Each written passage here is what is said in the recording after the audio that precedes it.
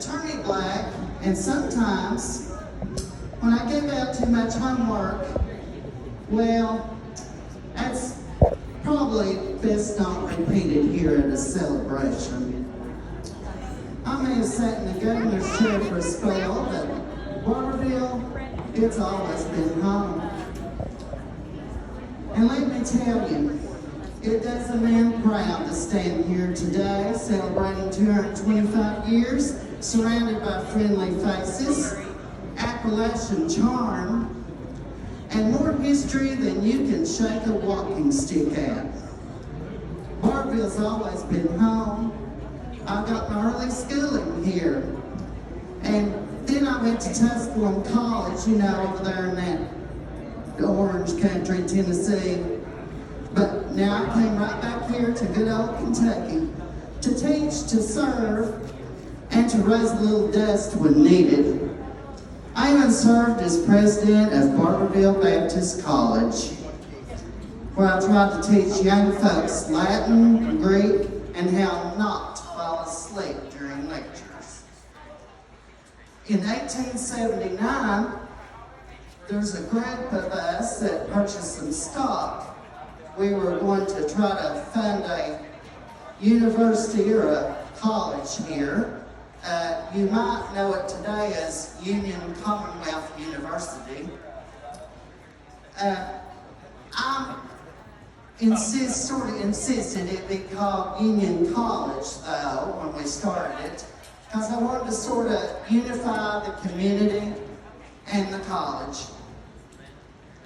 I was attorney for Union College and, fundraiser.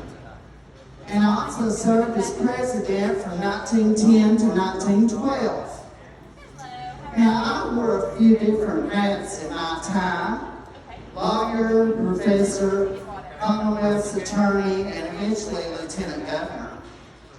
But now, 1919, when Governor Stanley was elected to the U.S. Senate, I was sworn in as the 36th governor of Kentucky. My term only lasted a few months, just long enough to keep the seat warm and the politics honest. If you blinked, you might have missed me. But I like to think I got a few good things done and left the state just a little bit better than I found it.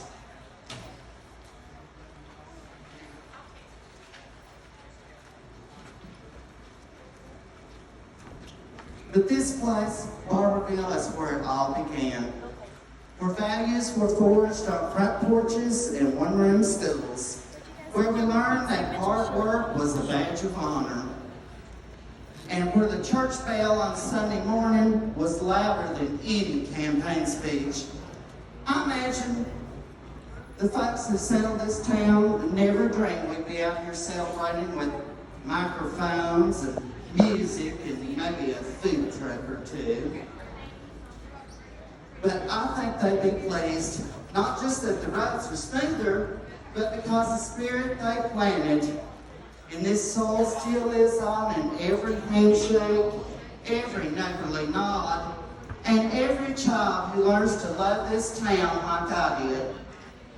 And look at Barberville now, 225 years strong. She's weathered floods, wars, railroads, electricity, prohibition, progress, and yes, even politicians. And through it all, she stayed proud. She stayed Barberville.